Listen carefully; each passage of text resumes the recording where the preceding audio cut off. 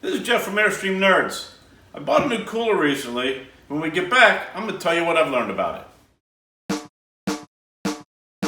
Airstream song, cruising to the campsite singing our song. Airstream song, we are the Airstream Nerds.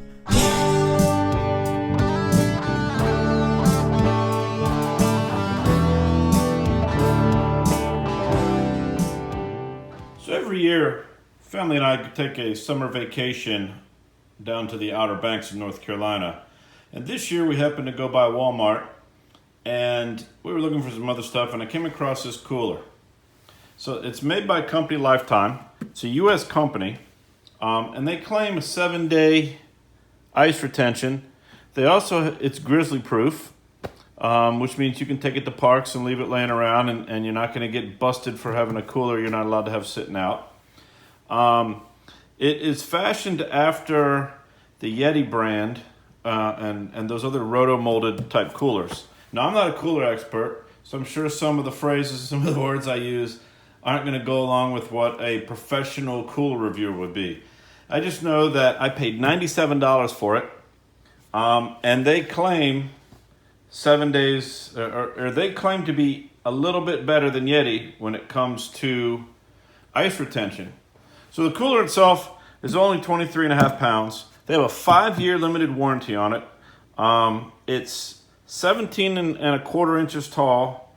It's 26 and an eighth wide and 17.62 inches deep that way. The inside dimensions, which I'll show you in a second, are 11.5 deep by 20.4 inches wide by 12.5 inches high. So it's not large, but it's a 55 quart cooler. Some of the things I like about it, I like these hinges. They're easy to use. It has a place for a lock. I don't know why you need to lock your cooler, but what I found out by mistake was this also is a nice bottle opener. The inside, now you can see it's 2 inches or so thick. It's similar as the rest of your roto-molded type coolers are. Has a nice drain here that you can actually hook a hose up to. So if you had a section of hose and you wanted to drain the water out of this, you could put a section of hose on here ahead of time with an end on it or something, and you could just drain it out that way, away from camp, so you don't make any mud. The cap is large. It's also, it's thick, so it looks like it's, they've also thought of that when it comes to insulation. The rope handles with a nice plastic grip. The hinges are just a metal pin with molded places for the hinge part. It has a seal. Now there are a couple of negatives that I learned based on just reading reviews. I haven't had any negatives, and I'll tell you about my ice experience here in a second.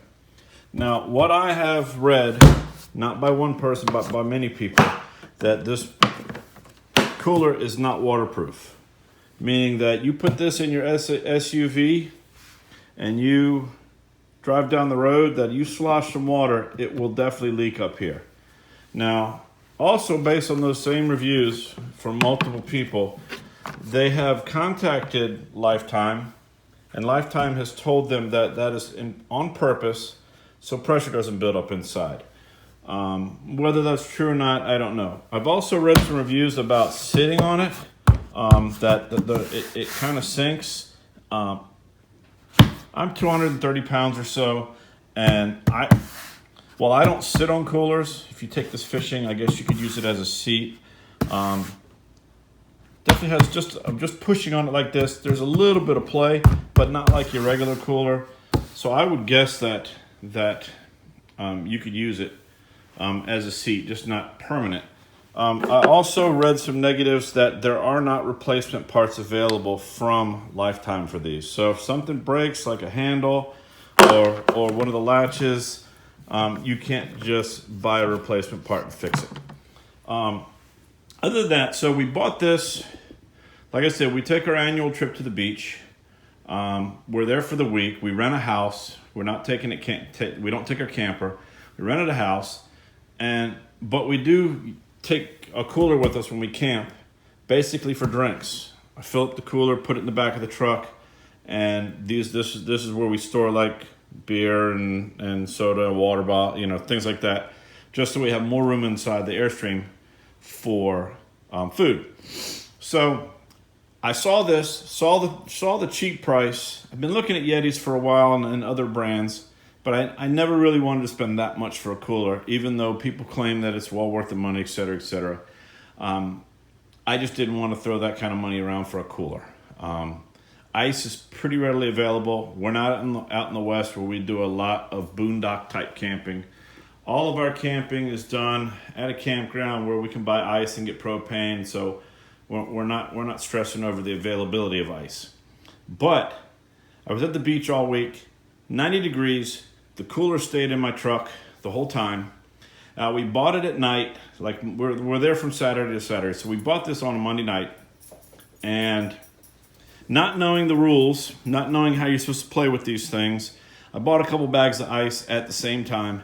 And I took a couple bags of ice, didn't empty the bags, just set them in there. Set them in there for the night because I knew the next morning we were going to go to the beach. I didn't realize that's called pre-cooling, and these types of coolers recommend that. I came out in the morning. I took those 2 bags of ice, very, very little water. Of course, it was overnight. It wasn't that hot, 80 degrees, 75 to 80 degrees at night. And of course, it's under my tonneau cover on the truck, so not in direct sunlight. So very little water was in there. I took both bags. I put our drinks in there, dumped the ice from the 2 bags in there. I bought another 20-pound bag of ice. I put 2 10-pound bags in, and then I bought a 20-pound bag full of drinks. I closed the cooler up. This was in the morning. It was already 80-some degrees. We took it up to the beach. It was 90 degrees that day. Now, we took the cooler up to the beach. We were at the beach all day long, full sunny day, tailgate open, cooler sitting out in the sun. By the end of the day, I barely had any water in it. It was still all ice. For me, that was great. If it only lasted one day, that was awesome. So we went back to the house. We knew in a couple of days we were going back up there, so I didn't empty the cooler. We ended up going somewhere, and we wanted a bottle of water out the next day. Again, the cooler stayed in the truck the whole time during the day, sitting out in the sun. Opened it up again the next day, 1 o'clock, 2 o'clock in the afternoon, to get a couple bottles of water out. There was melted ice, but there was way more ice than there was water. I reached down into the ice, pushed my way through, found a couple bottles of water. Now this was on Wednesday. So Thursday, we go back out to the beach. Now this is day, 3 in the sun. We come back Thursday. We bought more ice just because traditionally that's what you do when you're using a cooler, not thinking. I got another 20-pound bag of ice. I opened up my cooler, and I was probably 3/4 ice, 1/4 water. But it was freezing cold. I could feel the cold when I opened the cooler. I drained all the water out that was in there, which if I didn't have a 20-pound bag of ice, I wouldn't have done that. I put that 20-pound bag of ice in there with the drinks Thursday morning. We went to the beach again all day long. We finished our vacation. We added, now remember, this is multiple opening and closings of the cooler to get drinks and put stuff in. Saturday, we put stuff in the cooler that we took out of the refrigerator in the house that we rented. We brought stuff home. We brought the cooler out home. We set it outside on the deck. And now, remember, the last time I put ice in this was Thursday. By this past Tuesday, Tuesday after we got back from vacation, there was still ice in there. This is Thursday, all day Thursday, Friday, Saturday, Sunday, Monday, and Tuesday. That's 6 days. There's still ice in this cooler. Now, it was mostly water, but believe me, you could not put your hand down in that cooler and leave it there. It was freezing cold. I checked Thursday. There was no ice in it. There was not. So we checked it. I guess we checked it Thursday after sitting outside, and there was still freezing water, but very little ice. Just a couple little pieces of ice floating on the surface. So that was one solid week sitting in the deck at my house in full sun, outside, 24/7.